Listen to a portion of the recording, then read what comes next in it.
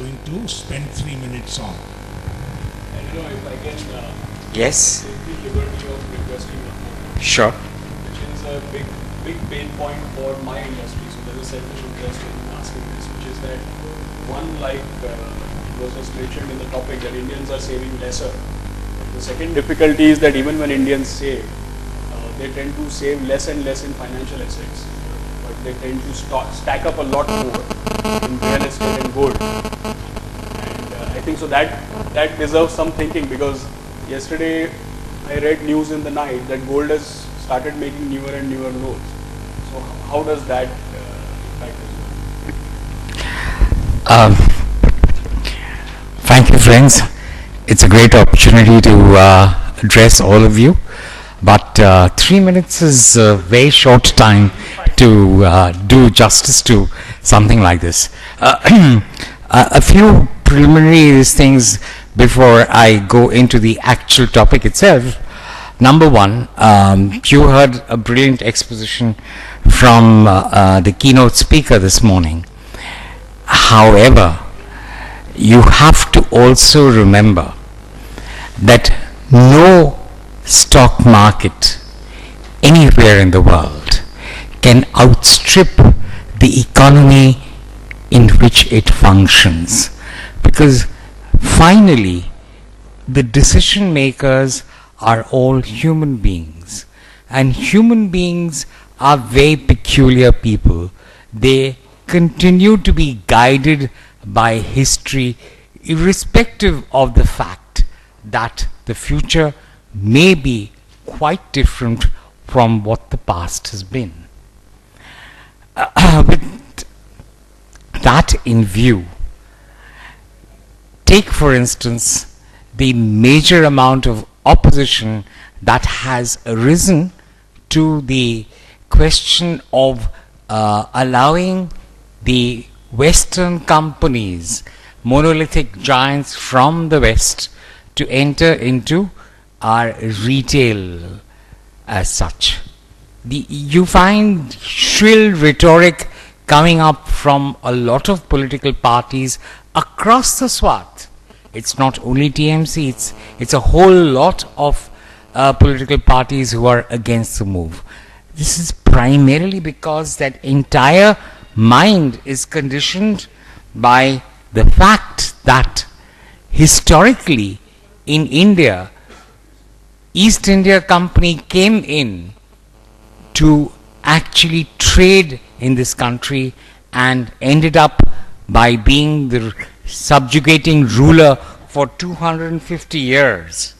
And that's something that Indians are find it very difficult to forget, and hence the amount of problems that are arising.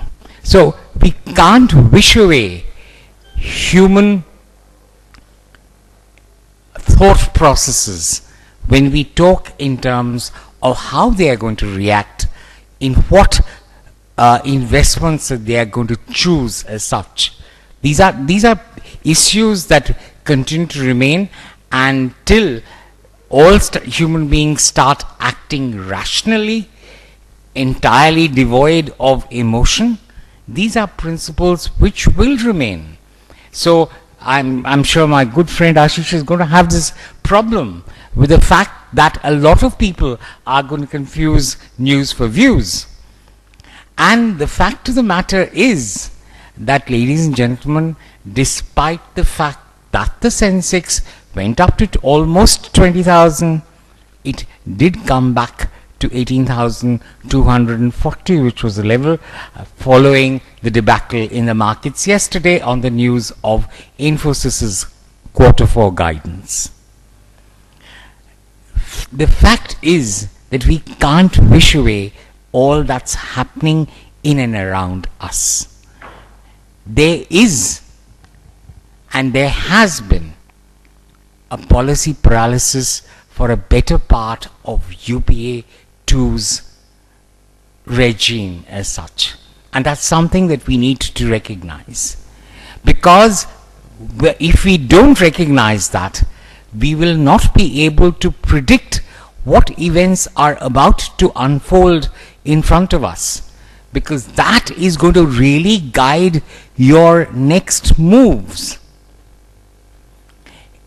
Does the Nifty and the Sensex going down to unheard of levels in the last 7 months actually predict very bad times for India? I don't think so. If you look at it, this is a great opportunity if you believe that India has a brighter future ahead. But does India have a brighter future ahead? In view of the fact that our savings are going down. This morning you heard Ashish talking about savings and investments. But the two are actually very much interlinked. There is a major amount of linkage between savings and investments as they take place.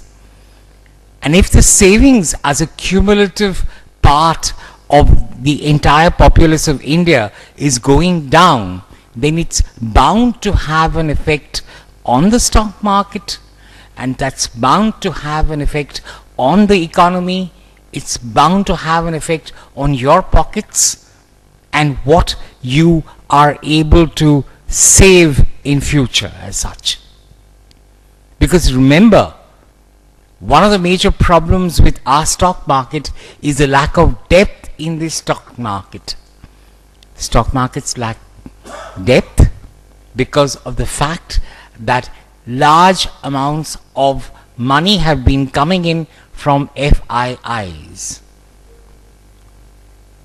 Portfolio investment which comes in from FIIs doesn't come because of anything else other than an opportunity to make a killing as such. And this is something that we need to recognize. It's hot money. It flows in and it can flow out as easily at the first sign of any problems that arise. And it's because these flows happen in a herd-like fashion that the stock markets also act in a herd-like manner. This is something that you need to understand and appreciate. So when we talk in terms of the total savings potential of India going down, that will have a deleterious effect on the total investment scenario of India. Because mind you, India doesn't create wealth too often. India's wealth creation has not been as high as it ought to have been. One of the reasons is because of the fact that in India, for the first 44 years of its independent existence, we believed that socialism was a better ism to live by. Egalitarianism and equality of earnings was a major item that preoccupied our rulers at that point of time. It's only the crisis of 1991 which led to the economy being freed up and the forces of globalization and liberalization actually being allowed to enter our economy. The rest, of course, is history as you've seen it unfolding in front of your eyes, and it doesn't require reiteration.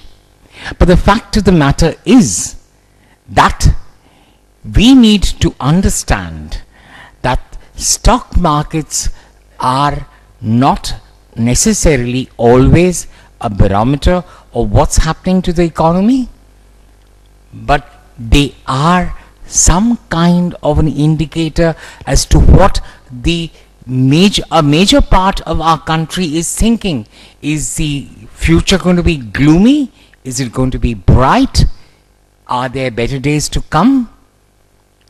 These are questions which engage those who are trading on the stock markets, who are investing in stock markets, and who are making profits from stock markets or making losses there as such. And these are issues that need to be pondered on.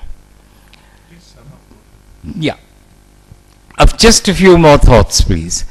One, while you may be never able to time the market because that's something that is almost impossible to do, there is something that we all recognize, that if you stay invested in the market for a reasonable length of period of time, then the chances are that you will probably end up making a nice large amount on your investment. If you avoid knee-jerk reactions and sell at the first dose of panic that hits the market, then you will probably end up making large losses.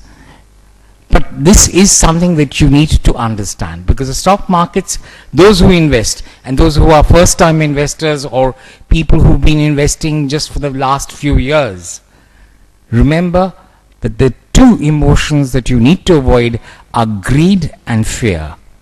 Don't be greedy. If you've made 125, I'm going to refer to his example. Book that profit. Come back home, put it into some other good fundamental stock which may give you a good return as such. Don't always be greedy, and don't hit the panic button when the markets suddenly take a downturn, because that's the worst thing that you can do. All in all, lower savings means lower investment potential. Lower investment potential means that the signs are that difficult days lie ahead.